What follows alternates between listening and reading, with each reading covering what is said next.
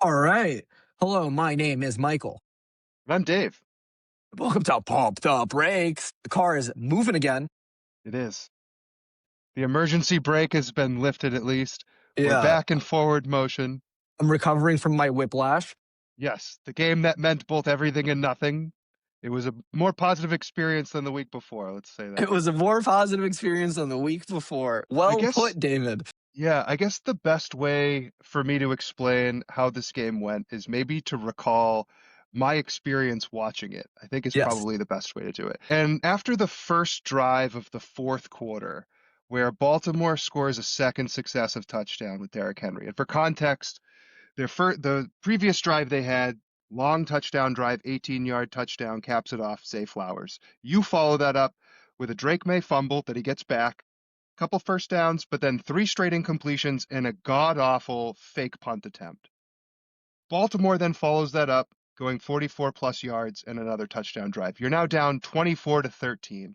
And I texted you one word. Do you remember what that word was that I texted you at that point in the game? Frauds. Because at that point in the game and in the season, I'd run out of reasons to convince myself, given the small sample size against quality opponents, that this team could beat quality opponents. It felt abundantly clear at that point what we have on our hands. And we know what this team is now at this point.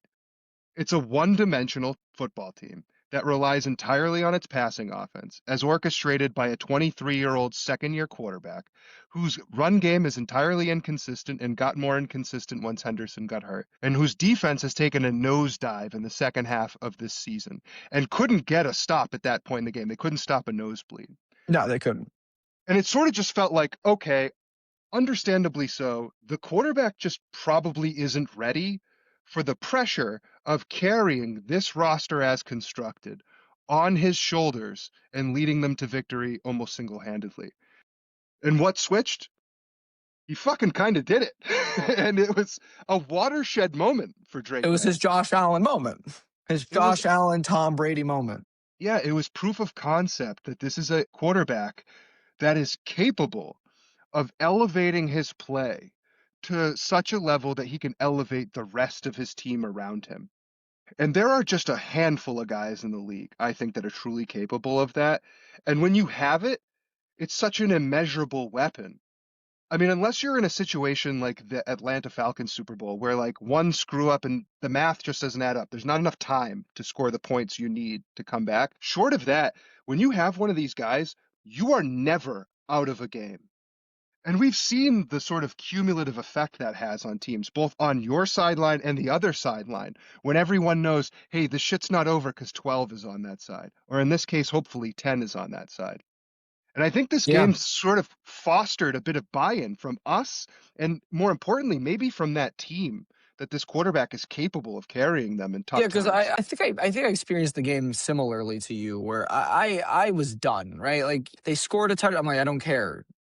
We're not winning this game. Like it felt it was over, right? And then we won the game.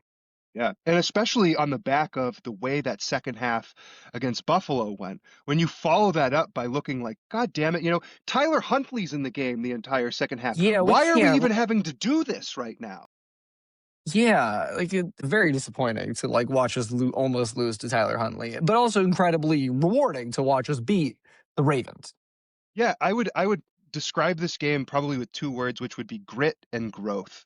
I thought it was a gritty win because I thought you had your backs against the wall and you had to make plays when plays needed to be made.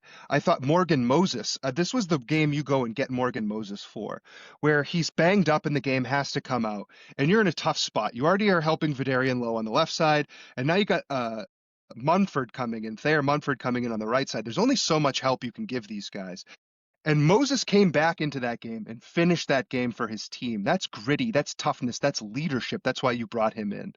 Yeah, yeah. I mean, that's what you hope for.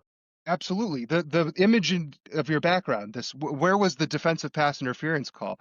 That's a non-call and uncontrollable that could derail a team that's not a winning football team. Exactly, but it didn't. And the fact that it didn't, the fact that they drove down the field and ran it down in Baltimore's throat was the weird thing. It was almost better, Yeah, right? It was a better way. It was, yeah.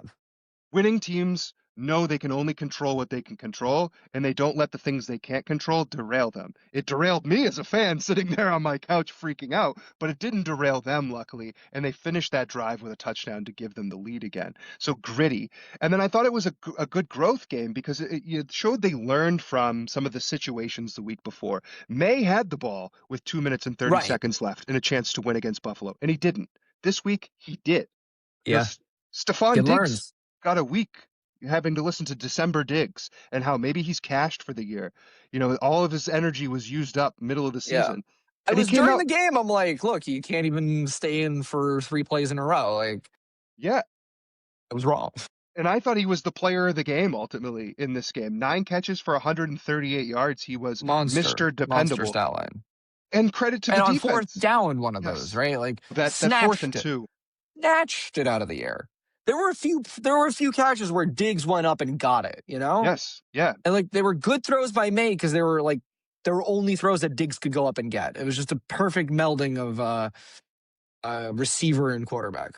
Yeah, it was, I think the pass catchers were better in this game at getting open, and it helped facilitate what I already think was, growth on his own. Is May was trusting where to go with the ball more than he was in that Buffalo game. He wasn't pressing as much. They weren't doing as much, but on defense, but he wasn't pressing as much. He wasn't locked in onto one guy. He trusted what he knows is going to be there and for his guys to be there in this game, and you could see the difference in that. And it starts with Diggs. And then the third thing for growth is the defense, right? Last week, you couldn't get a single stop in the second half, never mind a timely stop. And so Literally. you get the stops, and Time you also had era. turnovers in this game Yeah. too, which you've been sorely missing on defense. I mean, I thought overall, some may argue the story of the game is that you had to come back at all. I still think it matters how you finished and that you won. I think it's important because listen, you're not gonna be able like you're gonna have to come back against good teams. Absolutely. Yep. And that's Is that's anyone what they giving is did anyone here. giving Buffalo shit for coming back last week? Like, no, it is a mark of a good football team that you're not out until you're out. Absolutely. A lot of people, I've heard there's like the shifting of the goalposts with Drake May a little bit. It's like, well, he had this great comeback, but like look at the way he played the first 3 quarters. And Oh as my opposed to god. what all of these historic comebacks that start with the quarterback playing tremendously to begin with, I mean, there has to Yeah. be a reason why you're coming back. Yeah. It's Remember the very 28 to nature of 3? That yeah. wasn't Brady's best game. No, when he Until throws a until pick six until it was. until it was. And that's all that Yeah. mattered is how they finished. And so, yeah, it wasn't a perfect game by May by any means. The first 3 quarters, I thought he was very loose with the ball at times. He had the 2 fumbles. He had the interception, which is also partly on Booty for, arguably not fighting back to the ball enough, but he was too loose with it. So it wasn't perfect. But, the Ravens, they played a lot of man. That's kind of what they do.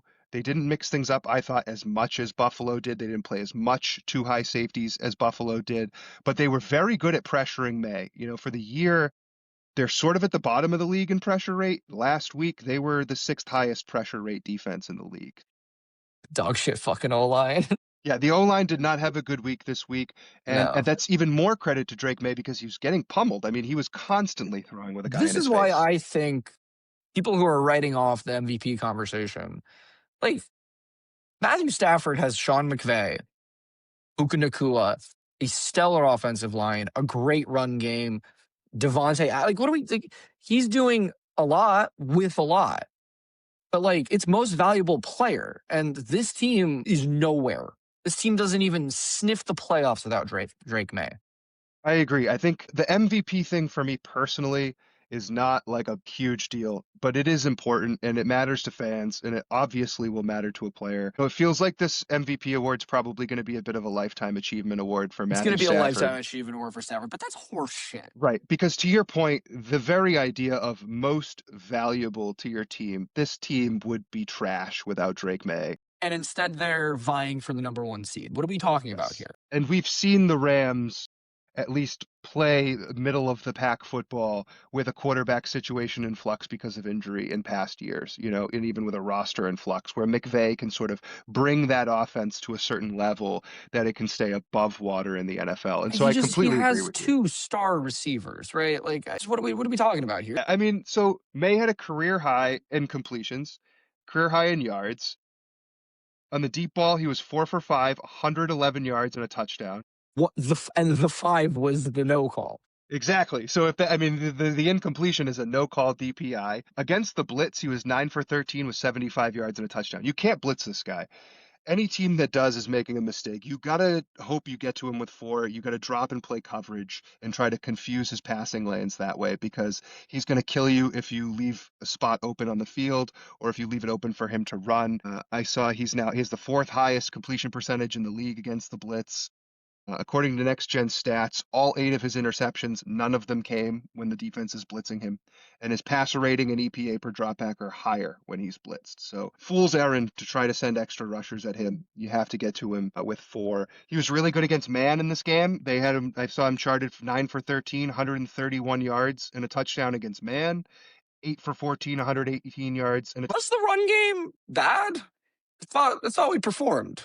I thought the run game was a little inconsistent. I wouldn't call Sure. it bad. I don't think you could lean on it the way you would No, want to if Henderson had stayed healthy. I actually thought, despite sort of an inconsistency, one, the run blocking is getting better. I actually do it think is the getting last better. couple of weeks it's getting better. And I was really impressed with Ramondre Stevenson in a vacuum. I thought he ran really hard. I thought he was an effective outlet. That last touchdown run where he sort of baited Roquan Smith into the middle of the defense enough for him to fire a cutback and then Roquan Smith not have an angle on him Yeah, deeper in the field to score that touchdown was a big boy masterful piece touchdown. of running. Yeah, it was a great piece of running. And so I feel a lot better about the run game. While I call it inconsistent, because these games, there is an inconsistency and like the numbers don't always match up with the Yeah, ability to stay on schedule with the run. Doesn't always show up in the numbers. But it's getting better, and that's good. It's getting better at the right time. Hopefully, Henderson, if he's not able to go this week, is able to go next week, and you can get the ball rolling. I would like for him to go this week, please. I know I you've got have, some money yeah, on the line with his availability. I got the cash money on the line here. There. I mean, and more with May, like Collinsworth noted it in the broadcast, was another area of growth for him this year was keeping his eyes downfield when Yes. pressured. And, we noted that earlier in this podcast, even probably up through, I'd say, the Buccaneers game, it still was a bit of a lingering issue where he would evade the rush only to pay attention to the rush and not look for like a true outlet out of the situation, just survive the down. And now he's making plays escaping the rush through the air, which is a huge That's area of huge, growth. huge. Yeah. All right. I mean, So well, I mean, there was that 4th and 2 to Diggs that went for 21 yards and that final touchdown drive, which was fantastic. Great play. The play right loves before awful. That almost, was an interception. yes. It was an But listen, interception. as the great John Sterling, the former play-by-play guy for the New York Yankees, used to say, that's baseball, Susan. And sometimes that happens. And when you win games, it's not always about the plays you make. It's also Yeah. about the plays the other team doesn't make. And in that instance, they didn't make a play they needed to make, and you win. So it is what it is. Not perfect, but great. Very true. The thing I loved the most from the offense though in this game was the last two drives. They started kicking it into an up tempo, which we used to see all the time with the Brady McDaniels offense. And I love that shit, man. When they get up tempo and they get moving the ball, it really helps a quarterback in a couple of ways. One, it keeps the defense on its heels because you're running a play, you're back up on the line, you're calling another play, you're running a play. But with Drake May in particular, one, because he's young, it eliminates their ability to do a lot of that window dressing pre and post snap because they just have to get lined the fuck up for the next play.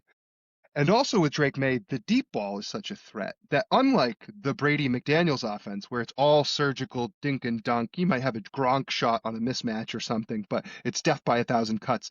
The defense is also on their heels because they can't just play the short game.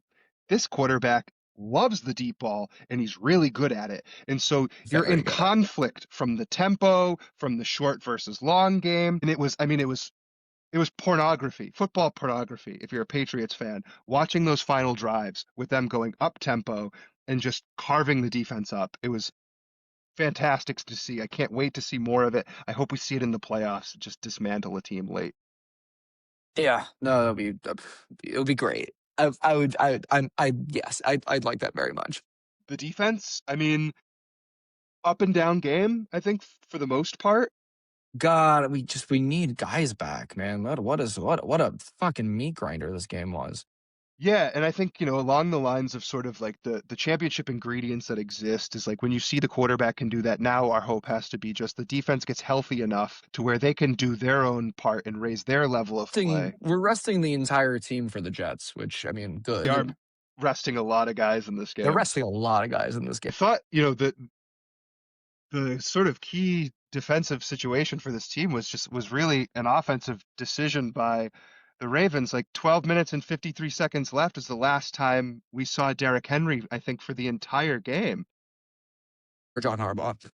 Yeah, it was incredibly bizarre because, they had the ball, they're up 24-21 with about 9 minutes left, and that stood out to me immediately was that Keaton Mitchell was on the field to start that drive. Then Collinsworth points out Derrick Henry's not in on this drive, and then I thought they get the first down to DeAndre Hopkins on the sideline on third down. Okay, Oof. fresh set of downs.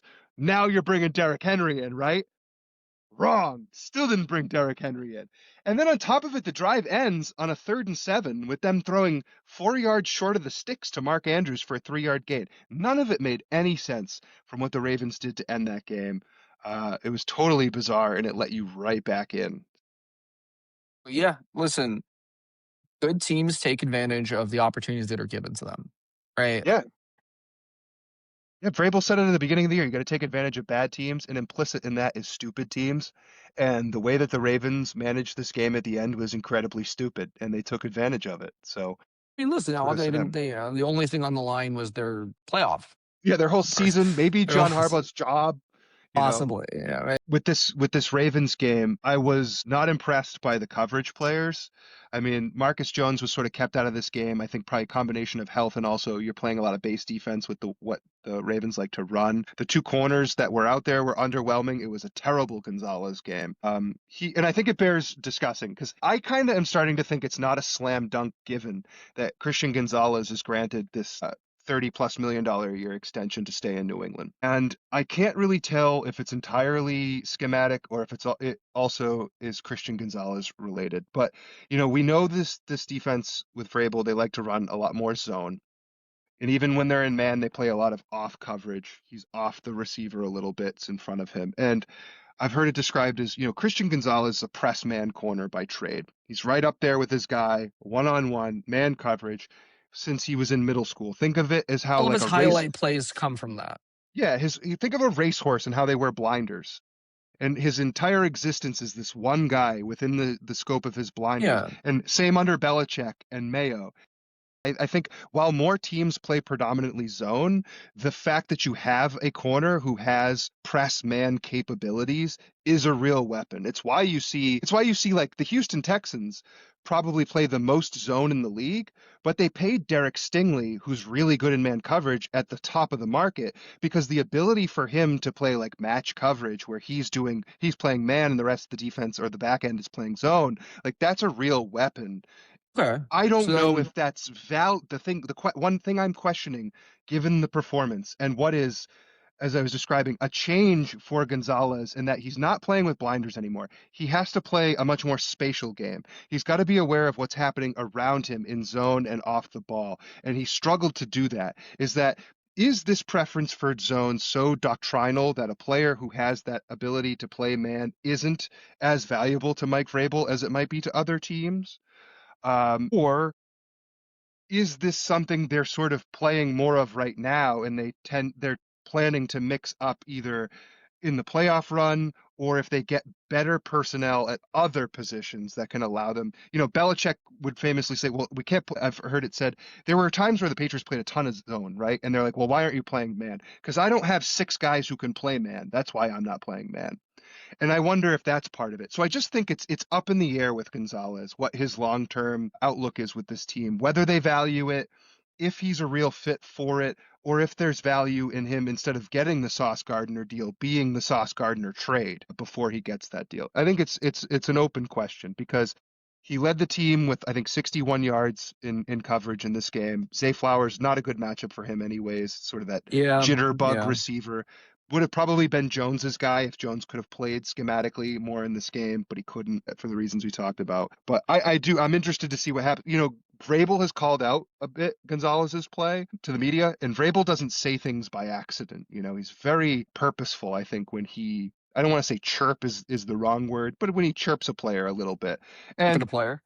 yeah, and I think it's pretty clear it's a talking point because if you saw there was a play late in the game where Gonzalez plays really great tight coverage, comes up from behind, swats the ball away on the sideline, and Vrabel's right up there in the mix, celebrating it, fist pumping. Like clearly there's been some point of emphasis here with Gonzalez. Like we need you locked in. And you saw it at spurts at the end of the game. But so just something to watch, I think, going into the off season as well as Christian Gonzalez. And then No, interesting. Listen, that's a hot take.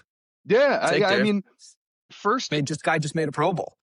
yeah, and listen, I didn't come up with it. I had been for a while, there are people who've been saying this for a while, and I pushed back because I'm of the mind of the Stingley thing. Okay, I don't care. You have tons of money. The cap is crap to an extent. Sign the guy. He has a skill set that allows you to do whatever you want on defense. It doesn't make sense. But the more I watch and the more that he struggles to adjust, and given the way this new regime has behaved with holdover players that they didn't bring in, that they didn't draft, it wouldn't totally shock me anymore if some team goes, "Hey, we're going to give you 2 first-round picks." Right. If okay, listen, if somebody gives us 2 first round picks, well, I think we should listen. Yes, Okay, I'll give you that's that. what I'm Yeah. saying. Right. Because It's got I to be the Gardner trade or more. Like I'm not doing it Gar just to yeah. ship him out. You got to blow me away. Right. You got to give me some real building Yeah. block pieces to Okay, use. but just as with Gardner, they still give him the Gardner deal. If he's here, he's going to get the money. So if they Yeah. don't trade him, they're going to pay him. Like he's not going to Right. walk. Oh, That's you're for saying they sure. might trade him this season, Trade this him offseason. before giving him the extension while he's still under contract for 1 more year. And then the other team that's trading for him is Then basically they doing a can sign and trade. The extension will be gotcha. worked out. Yeah. So Bears watching. And then Okay. just Okay. to wrap up the defense, the defensive front, linebackers not good in this game. You need Bob Spillane back. Need Bob Spillane back. Chase on with the incredible timely fumble forced Made up on, for kind of a mid game. yeah, I'd say a bad game. Like Yeah. Derrick Henry and then the Ravens ran over that left end and that left edge that was not Destroyed. set over Yeah. and over again. A lot of plays where Chaseon's doing his chase on thing, which is diving in hard on the line of scrimmage and not setting an edge. And then Harold Landry, the weekly missing persons on Harold Landry. I'm sure, he's dealing with a knee. We know that he's out for this next Yeah. game for maintenance, but you just haven't gotten anything from him. So Yeah. and All right, then, I mean, listen. like, no, I got to do this too. I'd be remiss. The punt return or the fake punt. I don't know what the fuck that was. And if you're going to run a fake punt, why your fake punt play is Marte Mapu throwing on the run? Don't know. Don't ever want to see it again. Yeah, but it's a guy who's covered too. Like, it just did not make Yeah, nothing about Jack that made sense. Westover, who doesn't give you anything. It's like, what are we It doing, guys? just did I'd rather not. go for it with Drake May at that point if you're going to do it instead of trying to catch him Yeah, unsurprised. I think I was listening. Someone said it was probably one of those things where like they went out to punt, but they have like an audible call if they see a specific look. Get rid of the Yeah. call. Get Yeah, rid of the call. if it's not But like punt the safe. ball should never be in Marte Mapu's hands and ever thrown to Jack Westover. No, agreed. We're And like I good. said, We're good. just go for it with the best deep ball thrower in the game. If that's what you're going to Yeah. do, if you're going Yeah. to do something stupidly aggressive like that, just go for it with your offense. I don't Shit, we're 12 pretty and good, 3. pretty We're good. 12 and 3. We're 12 and Can 3, Dave. can win the 12 and 3. division with a victory and a Bills loss this week. Wild. Who are the Bills playing? The Eagles, Ooh, it could lose who to the Eagles. I don't think the Eagles don't quote me on this. I don't think they have anything they're playing for really right now. They don't think they can win the bye, and they've already clinched their division. True. But hey, listen, they're an incredibly talented football team, and we've seen Buffalo Yeah. struggle with less. So whatever. Yeah. I don't want to see Buffalo. Moral of the story. All right, you get to pay. What team do you want to see in the first round? Right now, I guess I'd want to see the Chargers. Yeah, I go think so. for I it. think the Jags are hot. Yeah, I the Jags are hot. I would haven't take the thought Chargers, about the or matchup a no, ton. I want to play the Steelers, dude. I'd take the Steelers But as we well. can't. But we can't play that. We literally can't. Yeah, If the yeah, because Steelers they'll are in win the the playoffs, it's division. because they So won their division. right. So we wouldn't Wow. host them. Yeah. Yeah, so I guess I would go with the Chargers. I'm not really convinced with them. Their defense is pretty good, but they're Yeah. banged up, obviously, the tackle spots. They're I banged to don't know. hell. Yeah. Yeah. Herbert melts in the lights. They give me the least amount of scaries of anyone except for, to your point, Pittsburgh that's left. I just Yeah. Jacksonville's hot. Buffalo's got the quarterback in your number right now. I don't Houston's want got that to. scary I don't even, defense. don't even want to talk about the Texans. I would, and okay, we're going. Okay, let's say, but the third team that I would face the Broncos. Yeah, It no, I would mean, go Chargers. It was you just won't see them Steelers, first, Chargers. probably. We won't. But in terms of like let's say we win the first game, you know, I mean, we still wouldn't. But doesn't. Point is, I would love to. Okay, AFC Championship game. Who do you want to face? Broncos at home or the Texans at Gillette? Broncos at Denver or Yeah, Houston at Patriots. yeah, I That's a tough call. I probably want to face. I don't think Houston's as good all around. yeah. Their defense is The defense scarier to is me. good, but the Raiders almost like put up points on that defense. You know what I mean? Like the Raiders, come on. I say what I say about Bo Nix, but I do think that offense moves a little bit better than the Houston offense does too. Yeah, it's So Sean Payton. It's Sean Payton's offense, right? yeah, right. He's Versus a a first year play caller for Houston. yeah. Okay, same question, but it's the Bills. I would rather play the Broncos than the Bills. Okay, Home, yeah. away, Mars. I'd rather play. On a tree with green eggs and ham. Like I don't want to see. I just don't want to see Buffalo in the playoffs. I want to see the Pittsburgh Steelers beat the Bills in the playoffs. Yeah, That's that'd be what I want great. to see. Go Yeah. Rodgers, go Steelers. Yeah, that's what I Okay. want as well. Would you take a wild card spot if that means we don't have to face the Bills? I'm not interested in playing the No. game. Okay. I Okay. hate Okay. that Okay. stuff Okay. You because hate to this me, game. All right. like Yeah. you're Gotta win. not Gotta good win the enough to be games. doing that. Right. Gotta win the games. Gotta win the games. Win the All right. division too. Winning the division matters. Like when you're building a program at the step that they're at, like having a tangible goal and achieving that goal and not playing games trying to seed yourself properly for something that's a bit of a long shot anyways. Go win the division Go and win the have division. that. You're You know, right. we don't hang banners for that, but it's a positive sort of thing to mentally build off of as a Goddamn right. We program don't. We don't. We nonetheless. don't hang banners for that. And speaking of not hanging banners, team that never hangs them, the New York Jets this The New week. York Jets. I'm gonna be at the game. Yeah, lucky you, Yeah. with Lucky those me. animals. Let's not count out Brady Quinn and that offense. Like Brady our Cook, defense. Brady Cook, Brady Whatever. Quinn would be just as bad probably starting after being retired for 15 years. Nonetheless, either way, it might as well be Brady Quinn. Might as well be Brady Quinn. We got a lot of guys out, but I Yeah, think that's on yeah, purpose because we're yeah. not scared of the Jets. You had told me the number of players that are out, and I was not aware of just shortly before this recording that they ruled out Milton Williams, Spillane, which not super surprising on Spillane, Harold Landry, Booty, Mac Hollins. Yeah, so It'd be an yeah, Efton Chisholm game. Efton Chisholm break 'em going. Yeah. EC3 here to stay. Oh yeah, baby. Yeah, so I mean, listen, obviously the Patriots are telling you what they think of this Jets team, and I mean, to counter us, I guess, in the division, they're not entirely worried about it, or else they would be probably pushing a little harder. But on the flip side, too, the Jets, there's Brady Cook is starting, so there's no Justin Fields, who was their best weapon against you last time. There's Yeah. no Garrett Wilson, no Will McDonald on defense, no Mason Taylor on offense, and so No Sauce Gardner. no Sauce Gardner and Quinnen Williams Yeah. for the second time this year.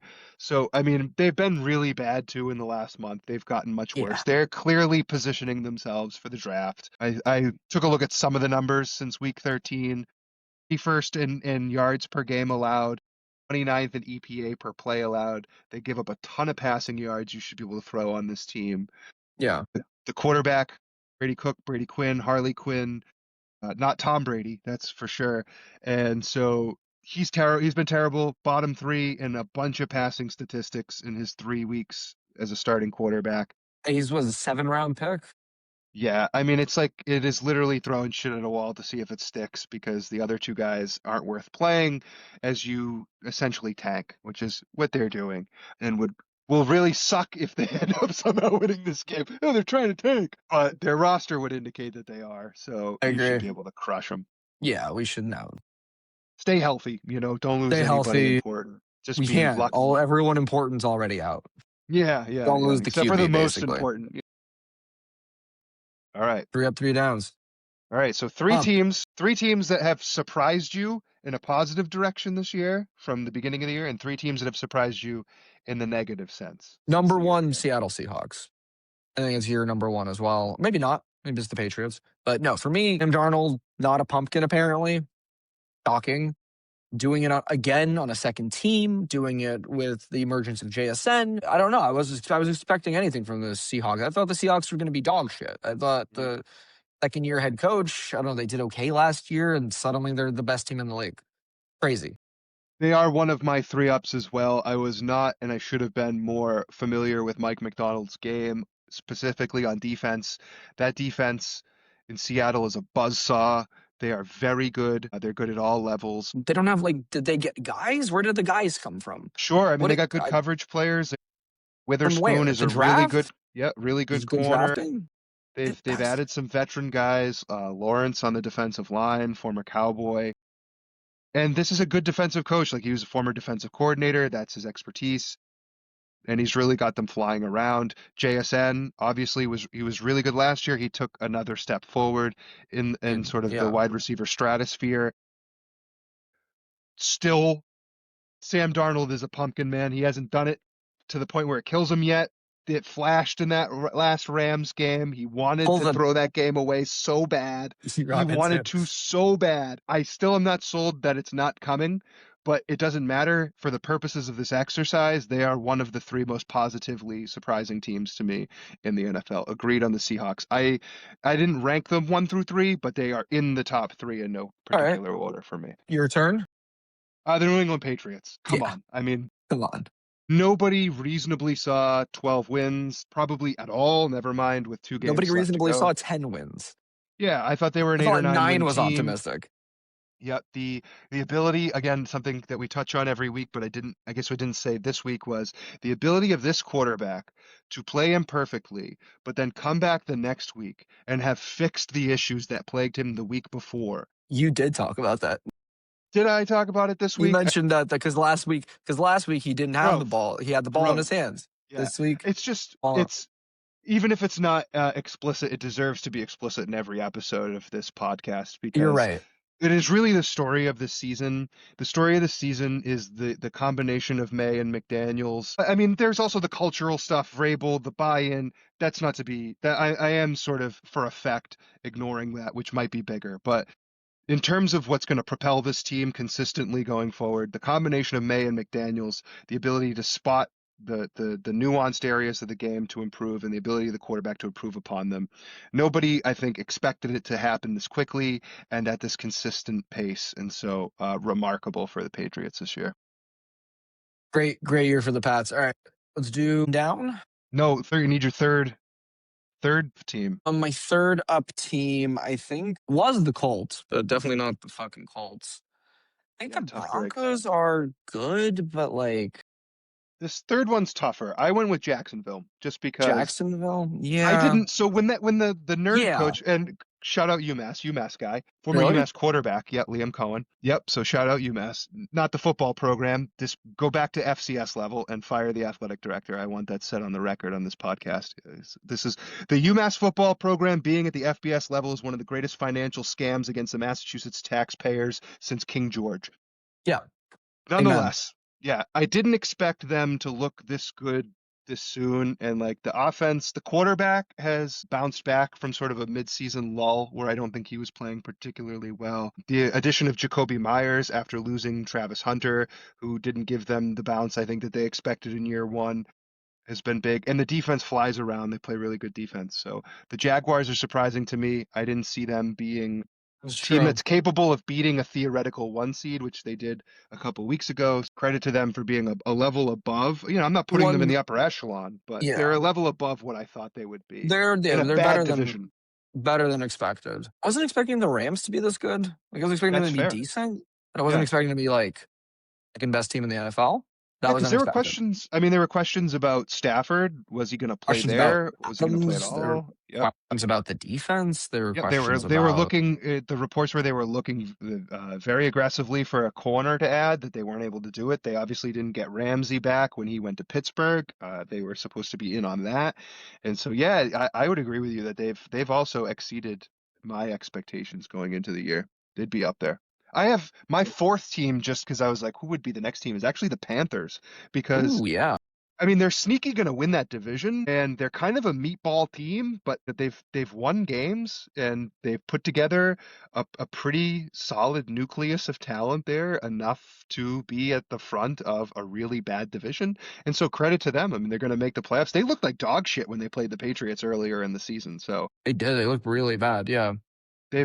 they've overperformed as Yeah. well. So I Listen, guess they've overperformed, but from a very, very low bar.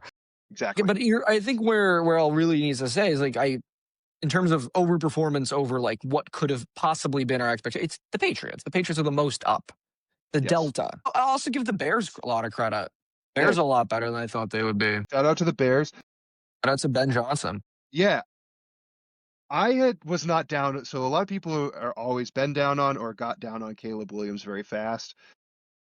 There's so much there to work with, and I personally had Drake May above Jaden Daniels going into that draft against conventional wisdom, but I still had Caleb Williams number one because the total package was there. It was just, to me, a lot of bad habits that had to be beaten out of him in the way he Yeah. plays, and they're still there a lot of times. He holds onto the ball a ridiculous amount of time. He takes sacks he shouldn't take, but Ben Johnson is such a perfect person to put with him. If it weren't Mike Vrabel, I would have wanted Ben Johnson here, and in some ways, I wanted him more.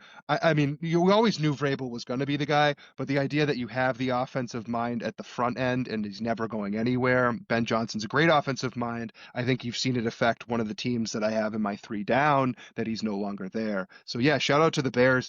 Yeah. Their I run game mean, has been really good too. we got lucky with McDaniels, right? Like, again, I really don't think McDaniels is going. I mean, listen, never, but yeah.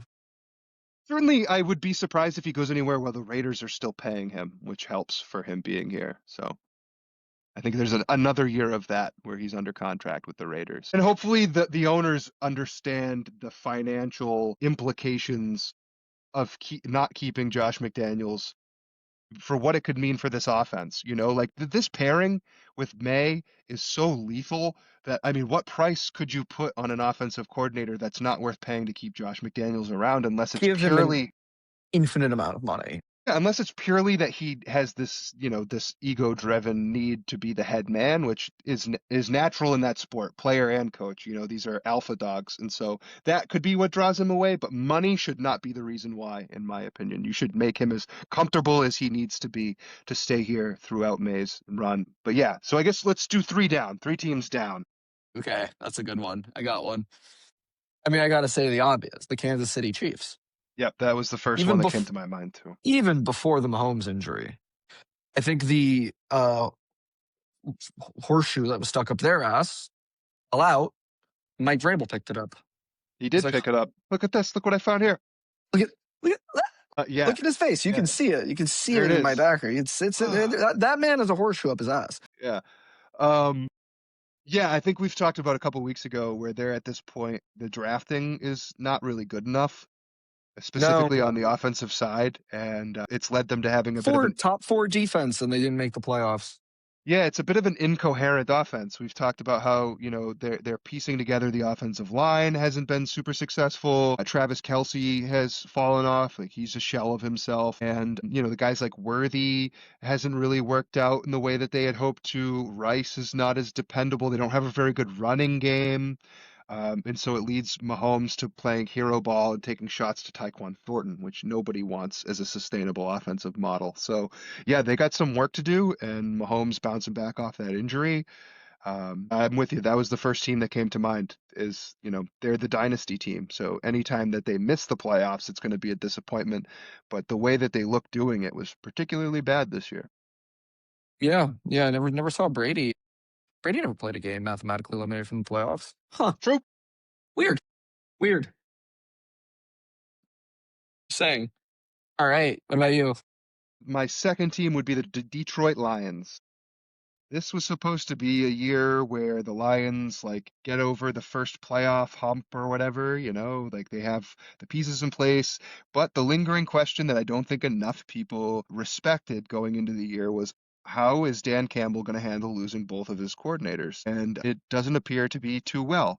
He had to take over the offensive play calling at one point in this year, and it didn't get much better, and they didn't execute. and now they're on the outside of the playoffs. So Detroit Lions should have been one of the best teams in the NFC. At times they looked like it early, and they just didn't get it done.